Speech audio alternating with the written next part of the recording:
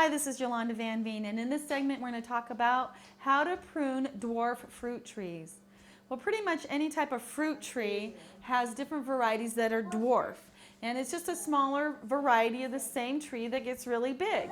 But you should still prune it, because by pruning it, then you're going to make it produce even better fruit, and it'll grow much longer and produce more fruit for more years. And there's some simple rules that you should follow when you're pruning your fruit tree. And if it's a dwarf tree, you might not make as long of a cut, it might not be as large of a plant, but there's still some rules that you should follow.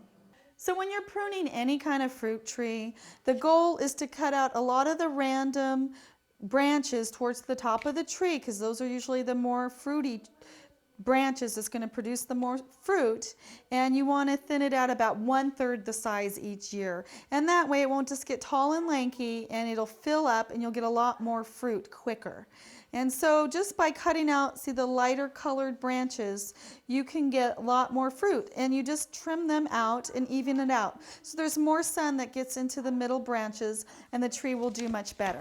If you have a fruit tree that's been established and it's really tall and not producing fruit, and you have not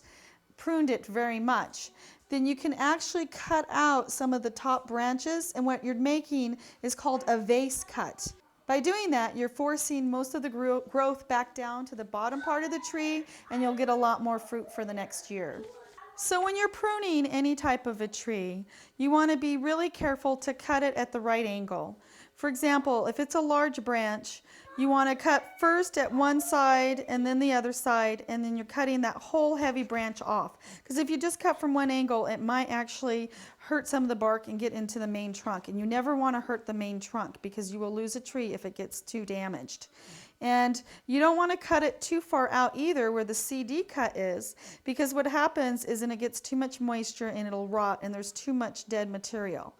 You want to cut it right at a little bit of an angle, leaving 1 to 2 inches right at where the tree is reading with the main trunk. Same thing, you never want to cut right up to the trunk line and make a solid cut, because what happens is the tree gets very damaged, and sometimes it will eventually kill the tree because it doesn't have bark to protect the main trunk, and that is what's needed. By pruning your fruit trees each year when they're dormant after the last of the fruit is finished,